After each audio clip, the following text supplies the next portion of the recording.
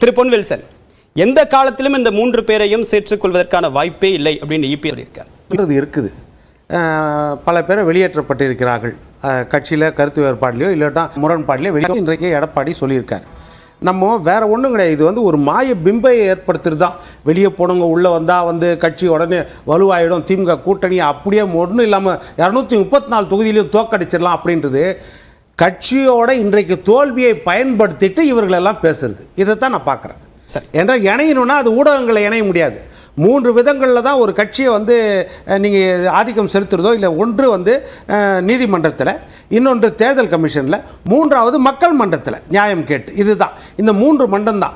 ஒரு இடத்துல தன்னுடைய 234 தொகுதி இல்லை 40 தொகுதியிலையும் தன்னுடைய சக்தி 1.5 கோடி தொண்டர்கள் இருக்கிறார்கள் ஓபிஎஸ் நினைச்சாரு.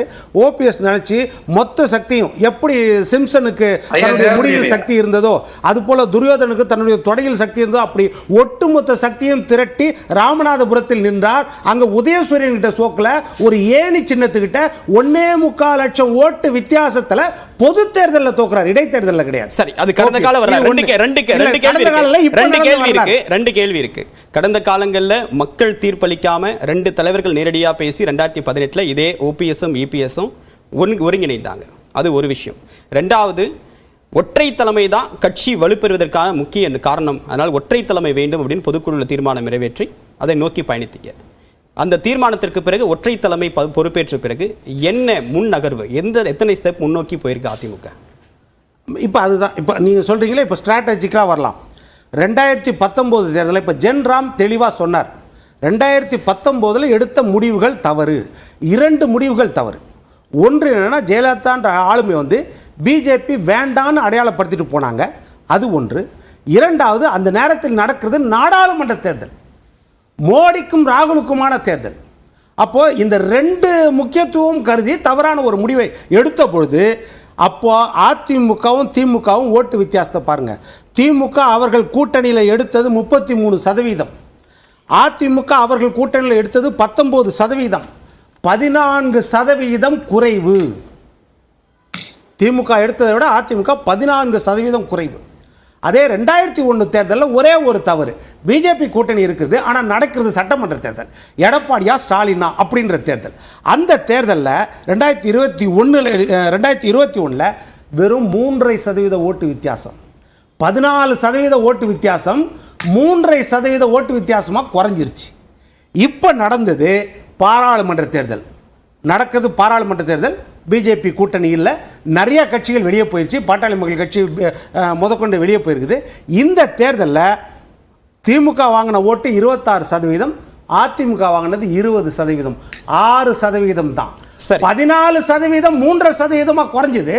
அப்போ 6% 2026 ஏன் ஒரு வெற்றி சதவீதமாக மாறக்கூடிய வாய்ப்பு இல்லையா? இதே கேள்வி 2014 2024 தான் நாடாளுமன்றம். திரு தனியரசு அவர்கிட்ட பேசி முடிச்சிடறேன். 2014 அன்னைக்கு இதே என்டிஏ கூட்டணி இருந்தது, ஜெயலலிதா அவர்கள் போட்டியிட்டாங்க. அன்னைக்கு அதிமுக பெற்ற வாக்கு சதவீதம் 45. இது வரைக்கும் அதிமுக வரலாற்றிலேயே அந்த அளவுக்கு வாக்கு சதவீதத்தை யாருமே பெறல. ஸோ அப்படி இருக்கும்போது இன்னைக்கு அதே 2024 தேர்தலில் 10 வருஷம் கழிச்சு அதனுடைய ஓட் பர்சன்ட் எப்படின்னு பார்க்கும்போது 20%, 19 பாயிண்ட் சம்திங். அப்படி இருக்கும்போது இந்த அளவுக்கு வீழ்ச்சி அப்படின்னு பார்க்கும்போது தன்னுடைய ஆதாயத்திற்காக இபிஎஸ் ஜெயலலிதா காட்டின வழியிலேருந்து மாறி போனதுனால தான், அந்த கூட்டணியை மாற்றதுனால தான் இவ்வளவு பின்னடைவா? இல்லை தேவப்பிரியன், நான் என்ன சொல்கிறேன், ஜெயலலிதா என்ற ஆளுமை வாங்கின ஓட்டு அதிமுக இருக்குதான்னா ஒருங்கிணைந்த அதிமுகவே இல்லை. ஆளுமைக்கு கிடைத்த ஓட்டு ஒரு பக்கம் இருக்கட்டும். 2019 ஓபிஎஸும் இபிஎஸும் ஒன்னா இருக்கிறாங்க. அந்த ஆளுமை நீங்க டிஃபரன்ஸ் சொல்றீங்களா? அதுதான் வீழ்ச்சின்றாங்க. அதுதான் வலுவான. அதே 96 கிட்டத்தட்ட 73 80 லட்சம் ஓட்டு தான் அதிமுக. அதே 2001 கூட்டணியை தேடி மக்கள் தலைவர் மூப்பனார் அவர்களை சென்று சந்தித்தார் ஜெயலலிதா அம்மா, கூட்டணி வேணும்னு. நம்ம ஐயா ராமதாஸை சென்று சந்தித்தார் நேரடியாக, கூட்டணி வேணும். அதனால ஒரு தேர்தலுக்கு கூட்டணி வியூகங்கள் வேற. இன்னொன்று இப்போ 71 கூட்டணி வியூகம் 2024 அனௌன்ஸ் பண்ண மெகா கூட்டணி அமைப்போன்னு சொன்னார் இபிஎஸ். ஆனா முடியலையே. அதுதான் ஆளுமையோட பிரச்சனையா அப்படின்ற கேள்வி. 2011 பழம் நழுவி பாலில் விழ போகிறது கலைஞர் விழல, அது மக்கள் கூட்டணியில் போய் விழுந்துருச்சு, ஆட்சி பிடிக்க முடியல. ஸ்ட்ராட்டஜின்றது எல்லாரும் ஆமா விரும்புவாங்க. ஆமா 2016 பலம் நழுவி பாலம் விழும் சொன்ன கருணாநிதி அந்த கூட்டணி அமைக்க முடியாதனால தோல்வியை தழுவினாரு. இப்போ அதேதான் இது, அதுதான் இபிஎஸ்க்கு நடந்திருக்கு. அதுதான் கேட்கிறேன். இல்ல, வெற்றியோட சூத்திரம் எல்லாருக்கும் தெரிஞ்சதுன்னா தோல்வியே வராத.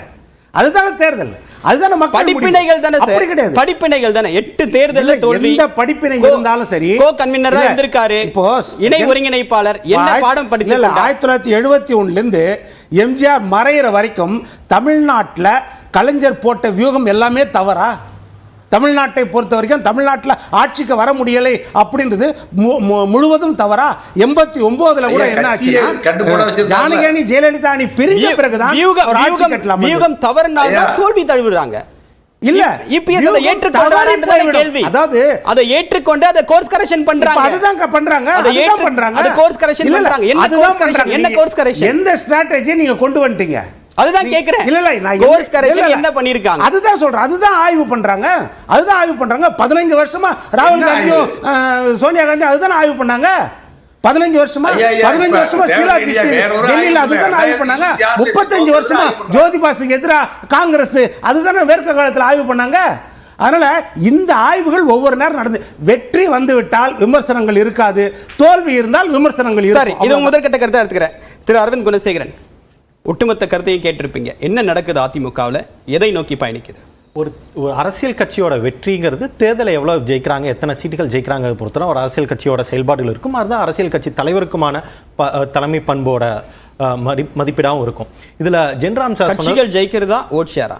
கட்சிகள் சீட்டு ஜெயிக்கணும். ஓட் ஷேருக்கு வந்து ரெப்ரசன்டேஷன் பாலிடிக்ஸ் ஒரு புதிய கட்சி தொடங்கலாம், நாம் தமிழர் கட்சி மாதிரியான கட்சிகள் ஓட் ஷேர் பேசலாம். நீங்க எத்தனை சீட்டு ஜெயிக்கிறீங்க, ஆட்சிக்கு வரீங்களா இல்லையா, அதுதான் at the end of the day matters.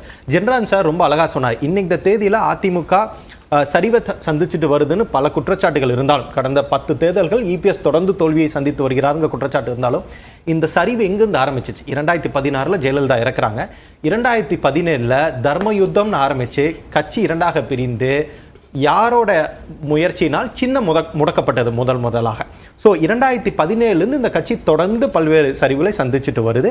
OPS ஆரம்பித்து வைத்ததாலும் இருந்தாலும் டிடிவி தினகரன் தனியாக ஒரு அணியாக இருந்தார், தொடர்ந்து அனைவரும் பிரிந்து போனார்கள். அதே மாதிரி 2019 ஒரு ஸ்ட்ராட்டஜிக் மிஸ்டேக் அந்த பாஜகவோட கூட்டணிங்கிற பல தரப்பு இபிஎஸ்ஏ சொன்னாலும் கூட அந்த சின்ன முடக்கம், அதுக்கு பிறகு ஏற்பட்ட தோல்வி, அது எல்லாமே 2 பேரும் ஒருங்கிணைந்தது மூலமா எல்லாம் சரி செஞ்சாச்சு. நாங்க 2 பேரும் இரட்டை குழல் துப்பாக்கியா செயல்படுறோம். அதுக்கு பிறகு வந்திருக்கக்கூடிய ஒருங்கிணைந்து கட்சியில செயல்பட்ட தேர்தல் தற்போதைய தலைவராக ஒற்றை தலைமை இருந்தால் நாம் அனைத்தையும்